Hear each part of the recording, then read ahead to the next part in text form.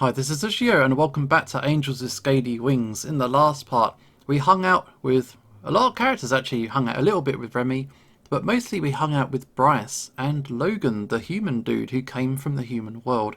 He has a plan. He wants to smuggle some stuff back to the human world because negotiations are breaking down.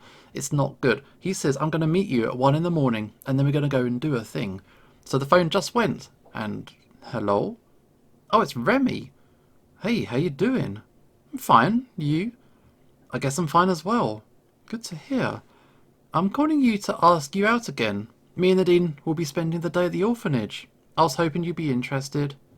Oh, I am busy, but of course, I will not turn my guy down. Happy to hear it. Would it be okay if we met up in around 2 hours? Cool. Goodbye for now. I was not expecting that. Now that I think about it, it's been some time since I last saw Nadine. I guess it's about time that we met up again. I walked to the orphanage when it was time. Looking around, I noticed that the streets and pathways were much busier than usual, with several dragons passing me by. Each of them gave me a strange look that ranged from awe to indifference. I ignored them all and continued on my way. Here we are. It has been a while. Eventually, I could see both Remy and Nadine waiting outside. Hey, I was wondering when you'd arrive. I could say the same. We've been waiting for a while for you to show up. Sorry, the streets were a bit busier than usual. Understandable. I'm guessing that everyone is a bit busy making preparations. Preparations? Yeah, the council issued an order to connect all available generators to the main grid. What makes this strange is that all of this energy will, according to the council, somehow allow you to stop some sort of threat. I thought that humans weren't supernatural beings. It's too complicated to explain. We actually are. I'm just going to use my divine powers. Wow. We're still normal people. It's complicated. Let's see. You're trying to hide something from me, aren't you? Maybe I'll explain another time. Precisely. I mean, we are here to visit Amelie. It would be better if we didn't waste the little time that Nadine has. I've got the entire day off. I've got plenty of time. Still, there's no point wasting all of it outside. Let's go visit Amelie. After you. Amelie, how are you doing? The three of us walked into the orphanage. As we went through the narrow corridors, Nadine talked to someone who I presumed to be a worker. Afterwards, she followed the worker to a separate corridor. Nadine's gone to get Amelie from her room. We'll be playing with her in the classroom at the end of the hallway. Just walk straight and then turn left at the first turn. Gotcha. Here we are. I walked even further and eventually wound myself up in a small classroom that had been degraded by generations of hatchlings.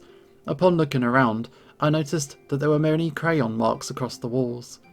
What little books were left on the bookshelves were all unsorted, with every book having crumpled up pages. There were also desks filled with what I assumed to be the hatchling's art, with each one having an assortment of crayons. Well, this place is an absolute mess. Unfortunately, yeah. What's even worse is that this is the cleanest that this classroom has been in some time. Really? Yeah, just a few days ago, there were pieces of paper and binders everywhere. Even the lights in the classroom weren't working. Luckily, it's all been fixed. That is something that we can do in the different mod. The walls, however, have been like it for years. Every time somebody tries to clean it, there will just be another drawing to replace it. The orphanage eventually just gave up cleaning altogether. Wait, don't the hatchlings have somewhere else to play instead of the classroom? Sadly, this is the only available space for the orphans. They spend the majority of the day here or outside playing, learning, studying, and eating. Sure, they have a few sleeping rooms, but that's about it. And I'm guessing that with the orphanage being understaffed as well, the hatchlings' only real source of entertainment would be this classroom and the other hatchlings, right? Sort of. There is a park nearby that some of the hatchlings like to play at, but only under adult supervision. Me and Nadine actually went there with Amelie a few days ago. I always enjoy it when we can have a nice day at the park. That is a reference to another mod. I just wish that you were there. You definitely would have enjoyed it. Remy. Here we go.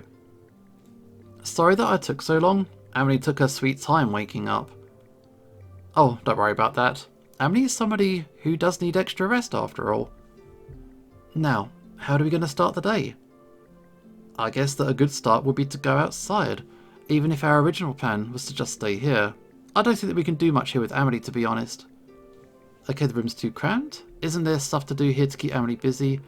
Anything's possible if you're creative enough. We'll go for the bottom option.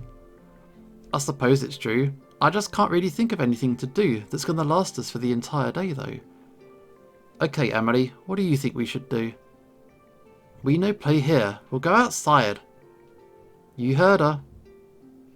Well, I suppose there'd be no point in us staying here. Adine, will you take Amelie? Carry me. Okay, come here. Adine lowered herself to the floor, readying herself to catch a dashing Amelie. Amelie jumped into her arms and made herself comfortable. Adine slowly rose from the ground and looked at a now content Amelie. You know, I should have got on my pouch. If I knew that Amelie would want to be carried, I'd just put her in my pouch right about now.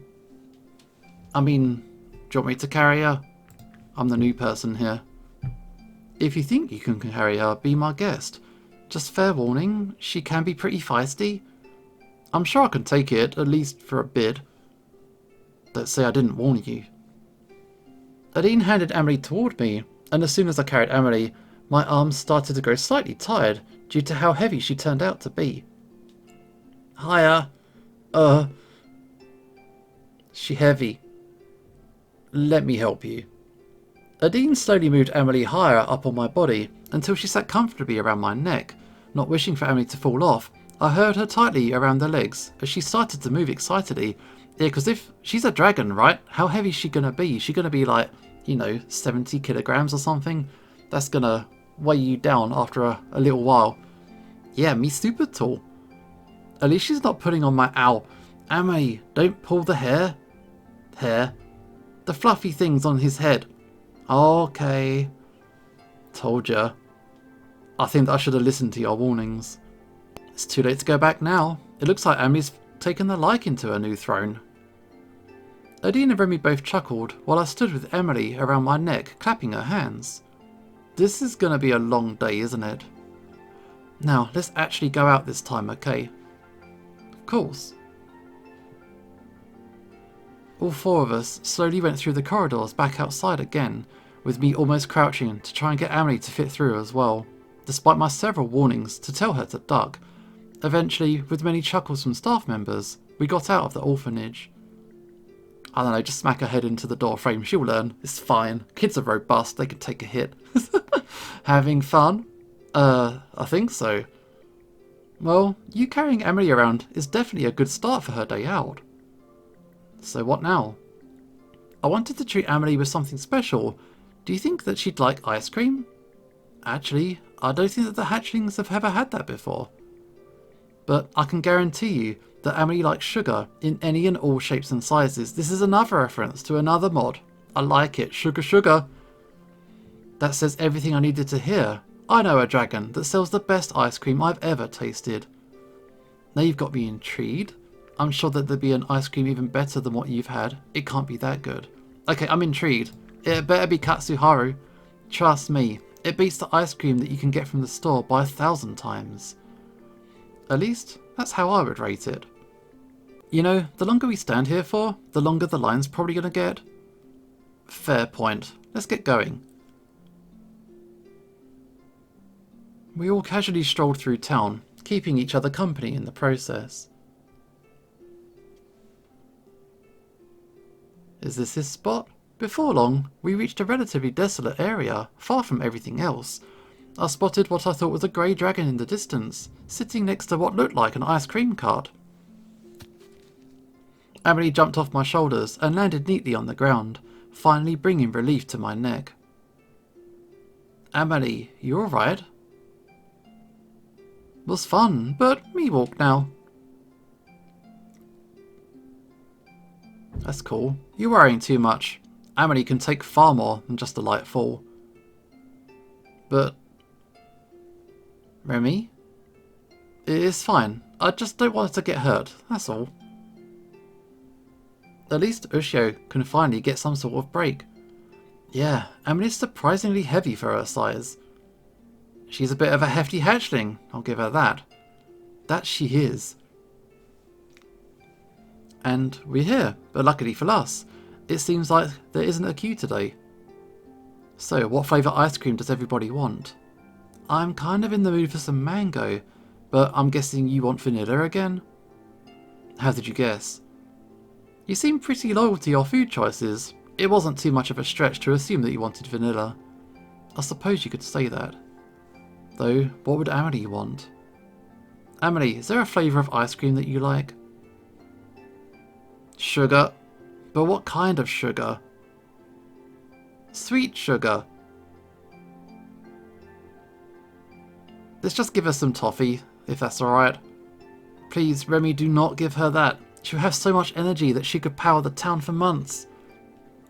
Chocolate ice cream should be more than enough for her. Okay, anything I want? I don't know, what are the options? A lot. Maybe you could just ask what's available while we finish up with the rest of our orders. Okie dokie. We made our way to the Grey Dragon. As we approached, his face visibly lit up in excitement. There is my man. It's Katsuharu. Well, look who it is. It's been quite some time since I've last seen you around, Remy. And you brought your friends as well. What an excellent opportunity this is. The Grey Dragon turned to look at me with some resemblance to surprise, but quickly hid his emotions. You know, I didn't expect that a human would be one of my customers today. It looks like I'll have to serve my finest frozen confectionaries to make an impression on humanity's ambassador. But I'm rambling too much. My name is Katsuharu, and I sell all kinds of frozen delights. How may I be of service to our esteemed guests? Vanilla, mango, and chocolate cone without any toppings, please. Noted. What about the human? Okay, what are the options? What are my options?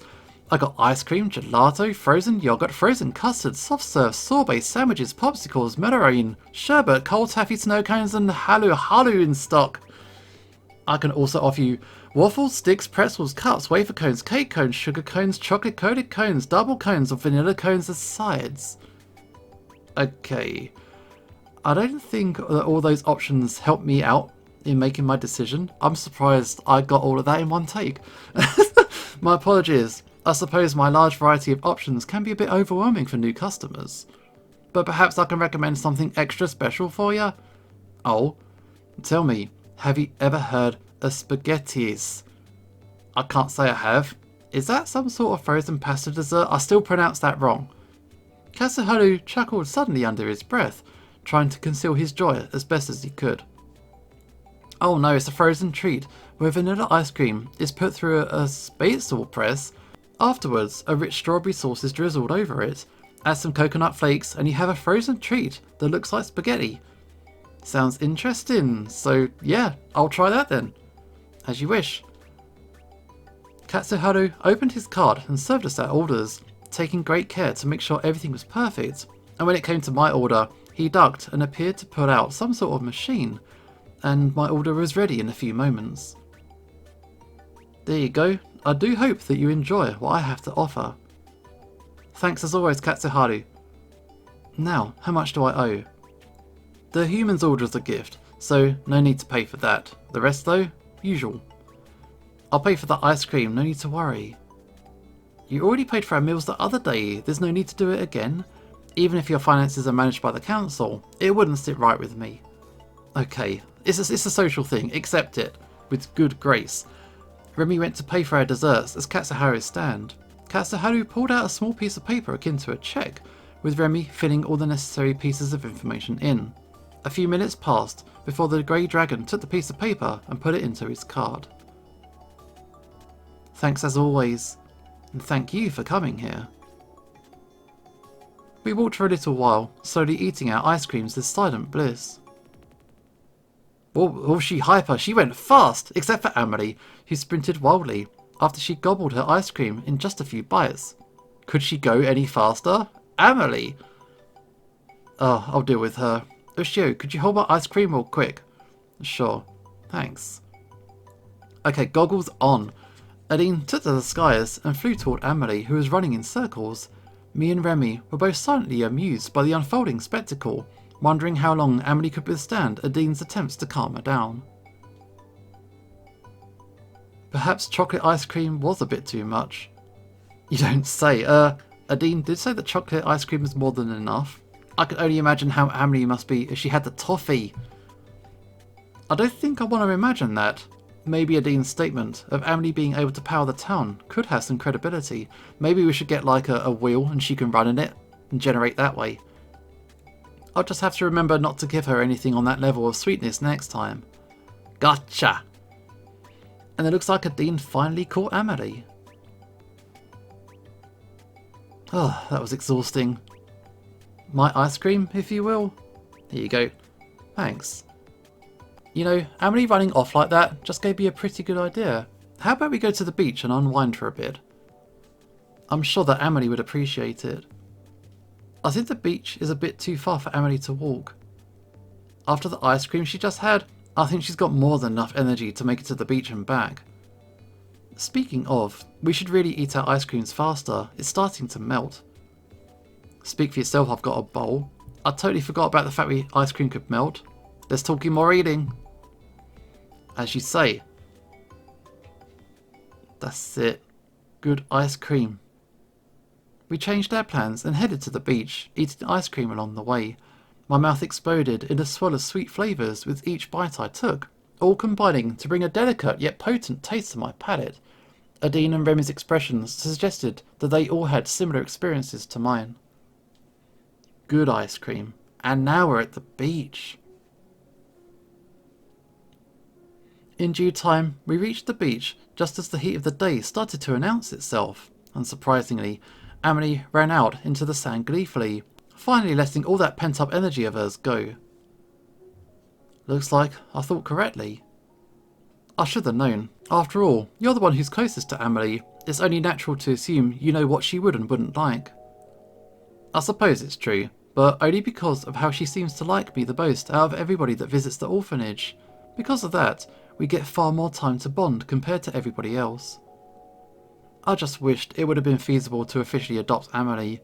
The chances of her getting adopted are already so low. Yeah. Speaking of, where did Amelie go?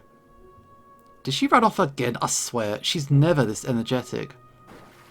Just as the Dean prepared to take off again, Amelie emerged from the ocean waters with a fish in her mouth. She stood proudly among the waves, waving her arms for us to notice her achievement. Here we go.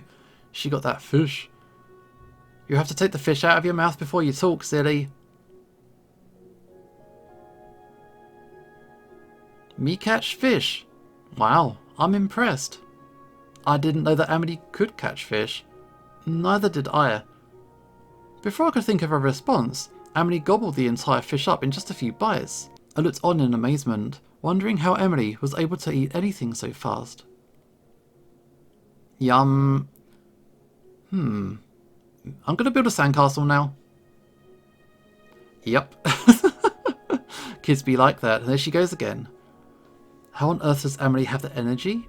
We don't have anything to build sandcastles with. Let's hope that she doesn't get lost. Where does she get her energy?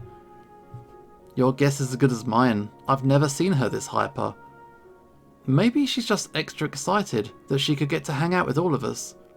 Maybe. Thing is, the first time she saw Ushio, she was pretty shy. I guess it wore off. You know, we could probably join her with her sandcastle. The last time I built a sandcastle was ages ago. I don't think I'm that capable of making one anymore. I don't think I've ever made one before. You haven't? I spent most of my youth reading or playing video games. I don't like outside activities that much. Ah, well, I didn't specifically say anything in building a sandcastle. We could help Amelie decorate her creation with seashells or pebbles. I'm up for it. Sure, it's about time I've done something like this. Okay, I'll try and get some seashells. Adine, you can look for pebbles. Sounds doable. What should I get? You could try to get a bit of both, or you can get whatever you consider worthy of decorating Amelie's sandcastle. I think that I already have an idea. Me, Remy and Adine, all scattered in different directions, scouring for whatever materials we could find around the different sections of the beach. After not too much searching, I found an entire area filled to the brim with seashells of different colours, shapes and sizes. I'm definitely not going to be able to carry all of these. I'll just take the best out of the bunch. After a few minutes of picking up seashells here and there, my arms were soon filled with different kinds of seashells. Satisfied, I returned to the area where me, Remy and Nadine had initially parted. Okay, so that's kind of put a thing into my head.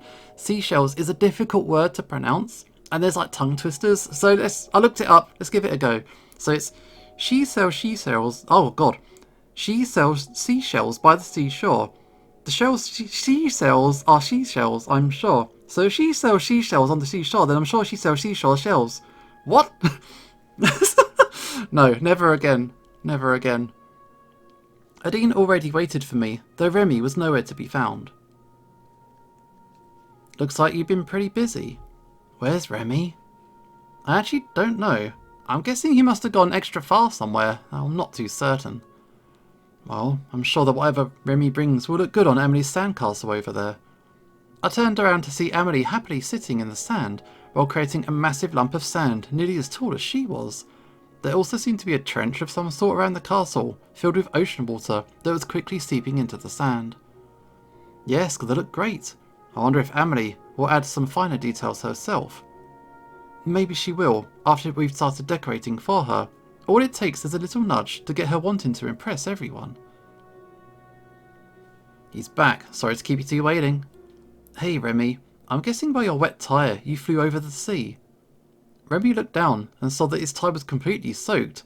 Embarrassingly, he looked up again, yet avoided my direct eye contact. Yeah, I wanted to get something special for Emily's sandcastle, so I had no choice but to fly a bit offshore. Here, this should be a suitable addition to the sandcastle. Remy opened up one of his paws and dropped a bundle of different kinds of seaweed on the sand. Seaweed? You know, so that the sandcastle could have like vines and stuff and whatnot. You know that you could find seaweed on the shore, right? I know, the thing is, none of it looked really special enough for me, so I had to do a bit of swimming to get this. I didn't know you could swim. With how long you took, you could have just flown to town and bought something. That's ungrateful.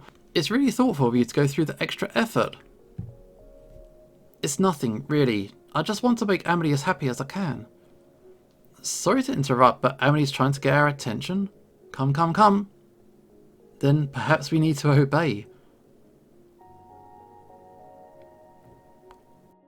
We three walked slowly to Emily, taking care not to draw her attention to our decorations in an attempt to surprise her. Look, I built a sandcastle. Behind Emily stood quite a tall lump of sand that was surrounded by a surprising amount of semi-drained trenches. This sandcastle had a few hollowed out carvings, presumably in an attempt to recreate windows. At the base were a few smaller lumps of sand spiraling around the main sandcastle, though said lumps stopped around a quarter of the way there. I'm impressed, Emily. This is definitely the prettiest sandcastle that you've made. For sure, it really is something wonderful. But it needs a little something else, don't you think? Huh? How about some magical vines for your sandcastle? Remy dropped the bundle of seaweed that he carried, causing it to spread out across the area. Emily looked at the plants in slight confusion, seemingly baffled by the lump before her. However, she soon turned to excitement, grabbing the seaweed to place on her sandcastle. Emily, wait, before you start, here's a few extra things. Emily dropped her pebbles neatly on the sand. Following everybody else, I also dropped the seashells that I'd gathered gently next to the pebbles, afraid that they might shatter if I tossed them too hard. Emily once again stared at the newfound resources, wondering what to do with them. And once again, she turned to excitement, grabbing a bit of everything, and turned around to decorate the sandcastle. Sadly, she placed her decorations a bit too roughly on the sandcastle, causing it to collapse. Despite this, she continued to place both the pebbles and seaweed on the ruins, using the seashells as little roofs for the now broken remnants. Okay, the day has passed, the sun is setting. After she'd used the majority of her resources, she looked at her creation in awe for a few seconds, before gleefully kicking the sandcastle over, giggling as her foot collided with the sand. Fun. Did you enjoy building your sandcastle? Very yes. Happy you liked it, but now it's time to go home. It's getting pretty late, And you still have to finish that drawing of yours. Carrie. Sorry, Emily, but not now. You need to walk to get all that sand off between your toes. Emily looked down sadly as she slowly walked next to Adine's side. Adine lowered her wings slightly, letting Emily hold Adine's hand. I'll be taking Emily back. I'll catch you again later, Remy. Yeah, of course. I haven't forgotten. Emily, say goodbye to Remy and Ushio. Bye-bye. Goodbye, you two. See you later. Adine and Emily walked away from the beach and into the town, hand in hand. Remy looked at me with a sense of wistfulness behind his eyes, a look I haven't ever seen in Remy before. There they go. I wonder if this is what it's like to have children one day, to walk side by side, hand in hand throughout the streets. Remy. Hey, Remy, are you there? Oh, sorry, I was just daydreaming about something, that's all. Was there more? Sure you were what you're daydreaming about? Daydreaming. I was daydreaming about what it would be like to raise children, and to some extent, what it would be like to spend a day out with them, like today. Nothing else. I have to go home now. I still have to do some prep work for dinner this evening. Remy. Yes? What's wrong? I've noticed a few things recently. How you've experienced sudden mood changes out of nowhere. How you seem to be taken aback by some things happening. Even your expression is sometimes unusual. What's wrong? Can I help? You don't have to worry, if that's what you're wondering. I can take care of myself. Goodbye. Remy made some space for himself and quickly took off with the beating of his wings, leaving me with even more questions than answers. Despite this, I felt strangely ignorant. Surely there had to be something obvious in Remy's behaviour that I'm overlooking. Oh man, another downer at the end of a date with Remy. Oh, I don't know. But otherwise it was a nice day out. It's a new day and a new opportunity. As I slowly gathered my bearings, my mind started to wander about what was happening back at home. I also wondered what happened to Logan. Since he didn't come to get me the night of the supposed plan, something must have gone wrong on his end. The warning he gave me about the police being busy, should he not knock at my door, also concerned me. Just what did he actually do? Regardless, with him away, I need to do the best that I can to uphold the trade agreement between humanity and dragonkind, now that Logan has essentially made humanity's ultimatum irrelevant. There goes the door. It could be anybody. It's Remy. Hey, morning. I'm guessing that you weren't expecting me to be the one to show up in your apartment. It's certainly a surprise. I'll give you that. Where's Sebastian? I'm afraid that you most likely won't be seeing any of the police officers today. It's a bit chaotic at the police station currently. Besides, I was sent directly by Emra to come and get you as soon as you are available. What's happening? If everybody has to be present, then I can't imagine that it would be good. You're right. But from what I've heard, it has something to do with Maverick. Oh. I'm guessing it has to do with Maverick killing Reza back in the underground facility. I can't think of anything else that it could be about. So Bryce is currently dealing with it? It's just a theory of mine though. You'd have to hear it from Bryce himself if you want the full story.